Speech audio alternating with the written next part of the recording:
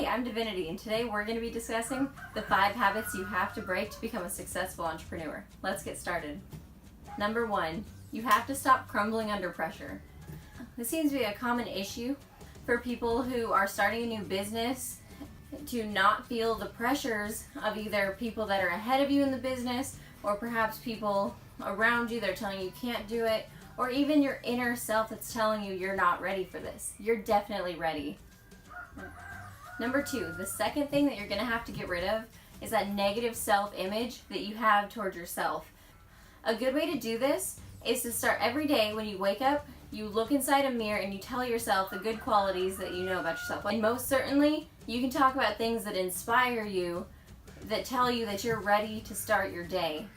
Another great thing that I want you to think about when it comes to your negative self-image is that you need to start looking at yourself and visualizing where you're going to be in the future so that you can achieve that. If you have an idea of what you want to do when you are further along in your business, who you want to be, more importantly, the best thing you could do is just to write down the different things that you want to do so that you can get there and look back and say, hey, look, I've been following the same regime every day to start getting to where I want to be. You definitely just want to write down what your goals are and read it to yourself every day so you don't forget where you're headed and where your goals are going to lead you.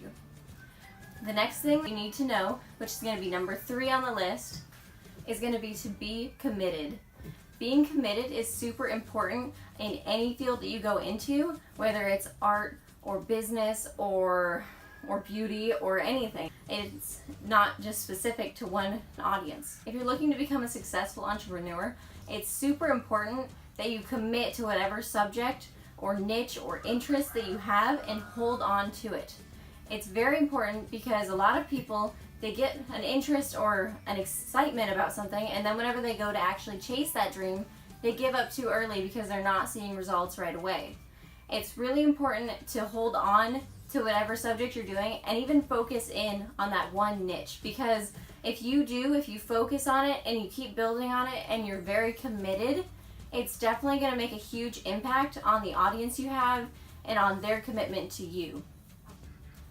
The next habit you need to break is you have to stop waiting.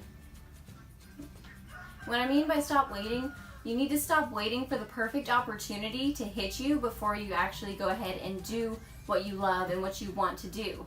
Now, this is super important. If you're thinking about what you're going to go into, what you're looking for, you can't decide between a few topics. It's great that you just make a list of the things you want to do and then decide from there by perhaps making a list of 100 things, 100 topics that you would focus on that follow that exact niche or those few exact niches that you're interested in. And while you're doing that, you might actually realize which ones you really know the most about, which ones you might be a better expert at, and perhaps which ones you have the most interest in.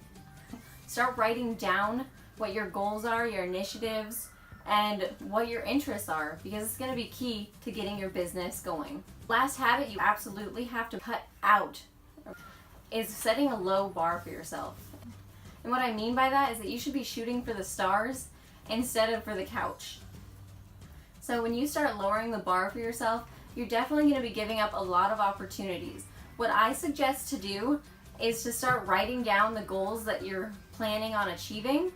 And as well, I would like you to read over them, just like I've told you before. I'm basically reiterating this, that you need to write down what you're looking to achieve, and every day read it back to yourself and think, how can I work toward that today?